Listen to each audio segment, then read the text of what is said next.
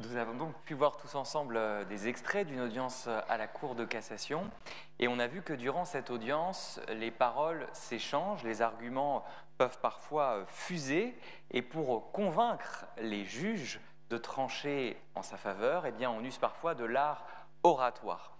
Et ce soir, nous avons la chance d'avoir deux avocats qui sont lauréats de la conférence. C'est un concours d'éloquence prestigieux et qui vont s'affronter, en tout cas débattre, d'un sujet qui a été tranché par la Cour de cassation, par sa première chambre civile, le 5 janvier 2022, et qui porte sur un thème que vous toutes et tous étudiants avez pu croiser dès votre première année de droit, une notion, celle de la convention d'assistance bénévole. Maître, vous avez la parole.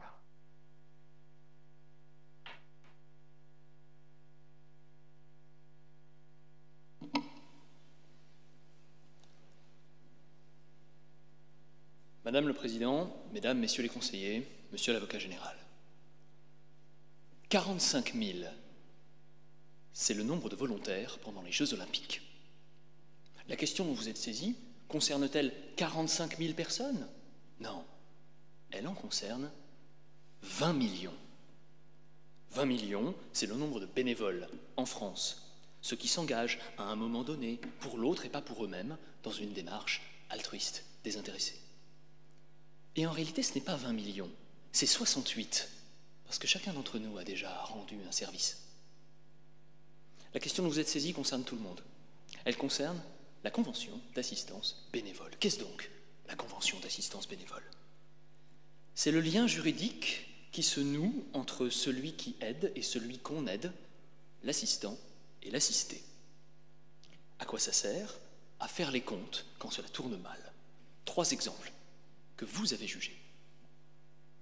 Il y a l'amateur de pommes, assisté dans sa cueillette par un ouvrier installé dans une nacelle suspendue au bras d'une grue qui se décroche.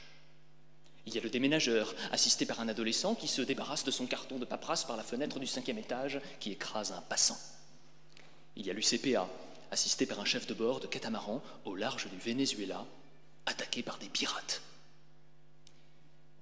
Ici, le bénévole subit un dommage, le bénéficiaire l'indemnise, il paye, et le plus souvent, c'est son assurance. Pourquoi? Parce qu'il est juste que celui qui profite d'un service garantisse celui qui lui porte secours gratuitement. Vous imaginez, quelqu'un vous demande de l'aide, vous vous cassez le bras pour lui, et il ne vous doit rien. C'est ce qu'évite la convention d'assistance bénévole. C'est à cela qu'elle sert. Maintenant, que se passe-t-il dans la situation inverse? Le bénévole cause un dommage au bénéficiaire. Il a été imprudent, il a négligé les risques, il a surévalué ses capacités, il n'avait pas l'intention de nuire, il voulait bien faire, mais le résultat est là. Est-ce que ça suffit, l'imprudence, pour engager sa responsabilité? Une simple imprudence? Ou bien faut-il une condition de gravité supplémentaire? C'est la question dont votre chambre est saisie. Toute faute de l'assistant, fût-elle d'imprudence, est-elle de nature à engager sa responsabilité envers l'assisté? Cette question est nouvelle. Personne ne vous l'a jamais posée. Elle est inédite et sa réponse ne se trouve pas dans le Code civil. Donc la décision que vous allez rendre va construire une solution. Grâce à cette décision, qui s'appliquera à tous les bénévoles, à nous tous, nous saurons. Et que saurons-nous? Nous saurons que le bénévole ne peut pas faire n'importe quoi sous prétexte qu'il ne se fait pas payer. Que s'est-il passé dans l'affaire qui nous amène ici? Le bénéficiaire que je représente a demandé un service à son voisin, le bénévole, qui est venu réparer le toit de son chalet avec un chalumeau, et il a joué avec le feu, et mon client n'a plus de maison.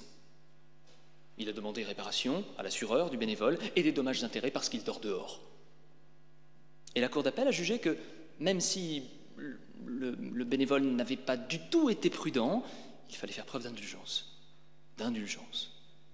C'est le bénéficiaire qui n'a pas du tout bénéficié du service, dont la maison a brûlé par la faute d'un autre, qui doit payer. Vous casserez cet arrêt. Parce qu'il se heurte à un principe très simple. J'interviens, j'agis, j'assume les conséquences de mon action, de mon intervention. L'initiative a pour corollaire la responsabilité. Vous casserez cet arrêt pour au moins 3 raisons. Premièrement, ce n'est pas parce que la convention d'assistance bénévole, à l'origine, sert à indemniser le bénévole, qu'elle couvre sa légèreté d'une immunité. Vous jugez vous-même que le bénévole qui se cause un dommage à lui-même par sa faute, quelle que soit sa gravité, n'a pas à être indemnisé par le bénéficiaire. Ce qui veut bien dire que ce n'est pas à sens unique qu'il y a une réciprocité. Le bénéficiaire ne doit garantir la sécurité du bénévole qu'à condition que celui-ci adopte un comportement responsable. Le bénévole rend compte au bénéficiaire de la prudence de sa démarche. Il serait incohérent qu'il n'en aille pas de même, a fortiori, à plus forte raison, lorsqu'à défaut de se causer un dommage à lui-même, ce qui est déjà grave, le bénévole cause un dommage à l'autre, ce qui est encore plus grave, et pour cela, vous casserez. Mais en défense, deuxièmement, il y a d'autres contrats gratuits pour lesquels le Code civil, la loi, impose au juge de faire preuve de mansuétude. Exemple. Nous avons tous un jour laissé nos affaires à quelqu'un, un sac, dans les vestiaires, chez un ami. Nous n'avons pas payé pour ça. Eh bien, si nos affaires disparaissent, il n'est pas certain que celui à qui nous les avons confiées nous doive quoi que ce soit. Pourquoi ? Parce que c'était un service. Et en défense, on va vous dire, faisons la même chose avec la convention d'assistance bénévole. Sauf que ce n'est pas le sujet. Parce qu'il ne fait aucun doute que si le bénévole accomplit mal sa tâche, sa prestation d'assistance, pour une simple imprudence, il sera excusé. Sans contrepartie, pas d'exigence. Autrement dit, l'indulgence, oui, si mon intervention échoue. Mais si j'empire la situation, j'en réponds. Pour cela, vous casserez. Ce d'autant que, troisièmement, vous n'avez même pas besoin de vous fonder sur la convention d'assistance bénévole. Pourquoi compliquer les choses? Le devoir de prudence générale, que nous nous devons tous mutuellement, même s'il n'y a pas de contrat entre nous, sanctionne l'imprudence, sous toutes ses formes. C'est une condition de la vie en société. Sinon, la nécessité seule justifie la prise de risque, pas la gratuité, qui n'efface pas la faute, qui n'exonère pas l'imprudent, qui n'autorise pas à jongler avec le danger. Pour cela, vous casserez. Quelle alternative, sinon? Ce serait cela, votre vision du bénévole? C'est gratuit, c'est un jeu, on ne me paie pas, je néglige. Prendre des précautions, mais pourquoi faire? Si je suis intouchable, c'est seulement si je sabote que je suis responsable? Quoi d'autre? C'est dissuader la solidarité? La solidarité irréfléchie, oui, la solidarité égoïste, la solidarité qui se montre et qui bombe le torse, pas celle qui se courbe, qui ne se regarde pas et qui travaille sérieusement. Vais-je être utile? Puis-je vraiment aider?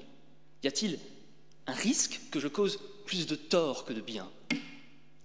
Le bénévole, le vrai, se pose les bonnes questions. La solidarité, la vraie, est celle qui ne pense pas à soi. Madame le Président, Mesdames, Messieurs les conseillers, Monsieur l'avocat général, c'est ce message-là que votre décision, et on l'a dit, elle aura un impact, doit diffuser au sein de la société. Car l'audace fait ses victimes, à commencer par les autres. Vous casserez.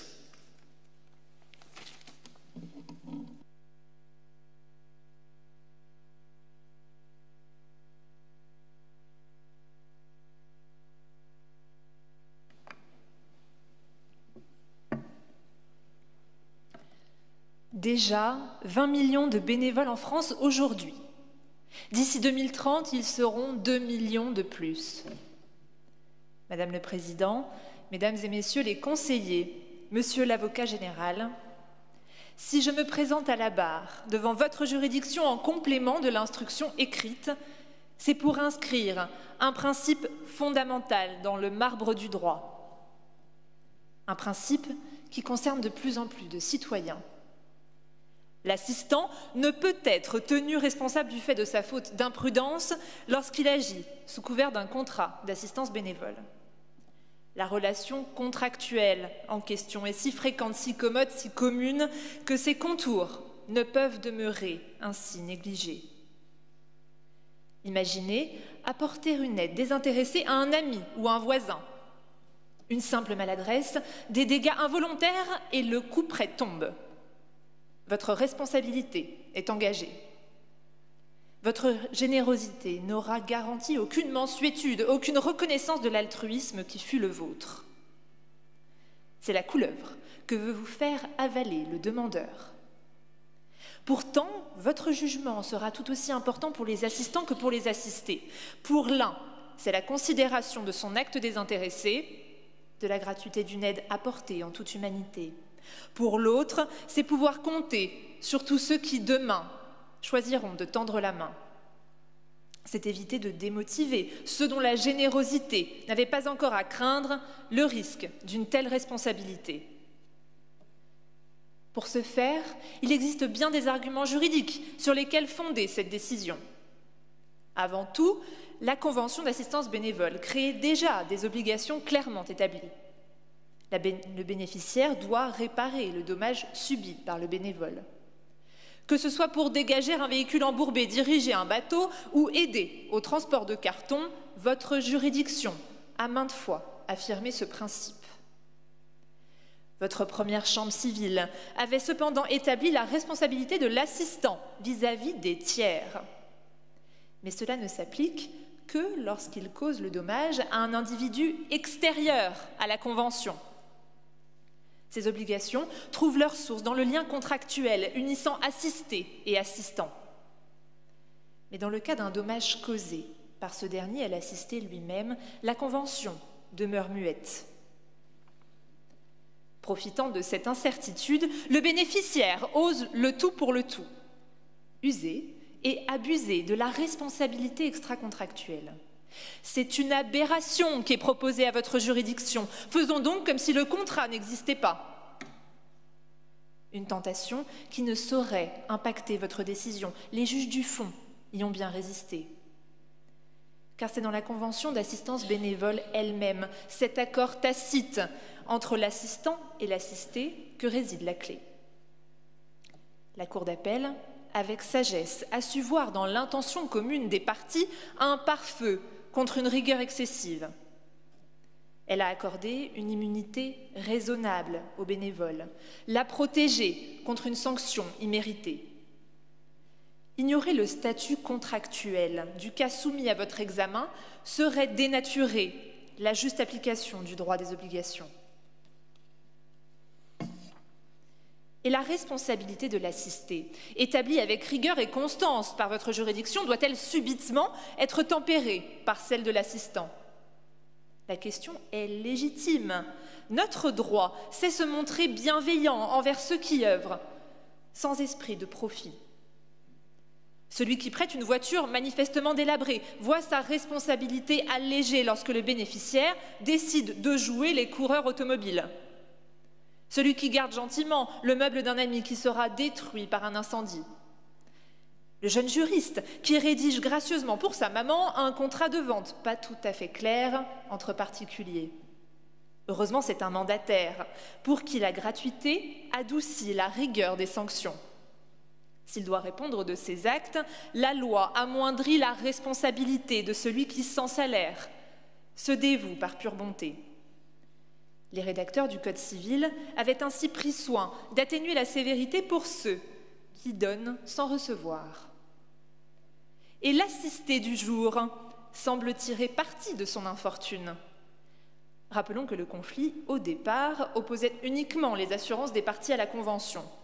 Mais notre bénéficiaire n'a pas manqué de profiter de la situation en demandant tardivement, tout bien réfléchi, des dommages et intérêts à celui qui voulait seulement l'aider.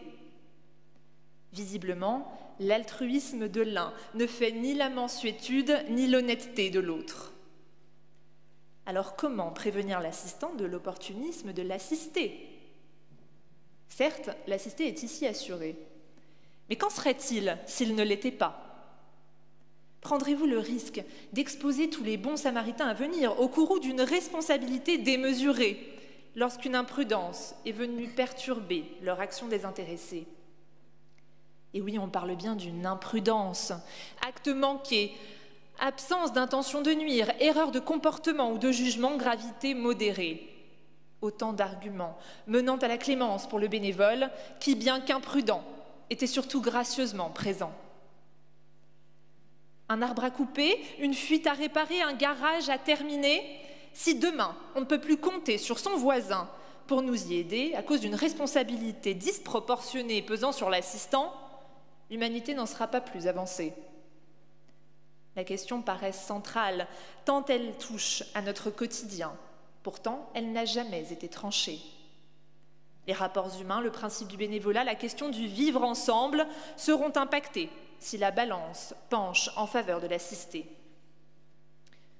Madame le Président, Mesdames et Messieurs les conseillers, Monsieur l'avocat général, voici l'opportunité de favoriser l'altruisme et de garantir la longévité des actes désintéressés.